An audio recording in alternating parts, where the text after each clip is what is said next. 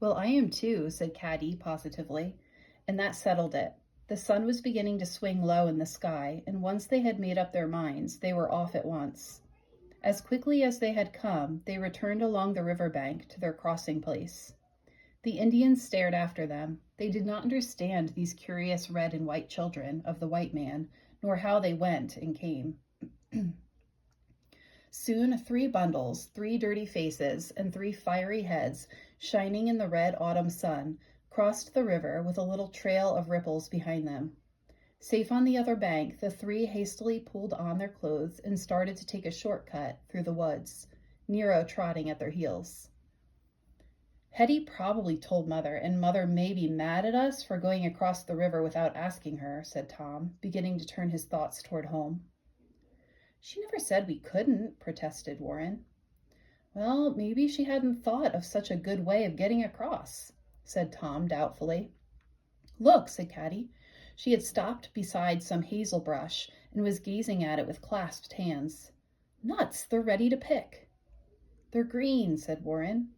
No, they're just right to pick now if we spread them on the woodshed roof to dry, said Tom judiciously.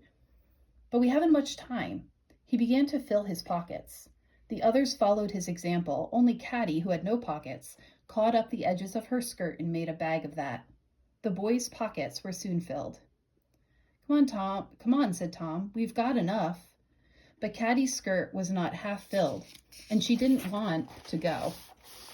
Warren was thinking of supper, and Tom was remembering that he was the eldest of the 3, and that the longer they were gone, the more time his mother would have in which to get angry. All right for you, he said. I'm going home, and you'd better come too.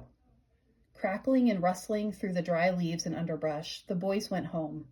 Tom whistled to Nero, but Nero pretended not to hear, for Caddie was his favorite. Caddie picked furiously, filling her skirt. It was not often that she got more nuts than Tom. Today she would have more than anybody. An evening stillness crept through the golden woods. Suddenly Caddie knew that she had better go or supper would be begun. To be late for a meal was one of the unpardonable sins in the Woodlawn family. Clutching the edges of her heavy skirt, she began to run. A thorn reached out and tore her sleeve. Twigs caught in her tangled hair. Her face was dirty and streaked with perspiration, but she didn't stop running until she reached the farmhouse. In fact, she didn't stop even then, for the deserted look of the yard told her that they were all at supper. She rushed on, red and disheveled, and flung open the dining room door. There she stopped for the first time, frozen with astonishment and dismay. It wasn't an ordinary supper. It was a company supper. Everybody was calm and clean and sedate, and at one end of the table sat the circuit rider.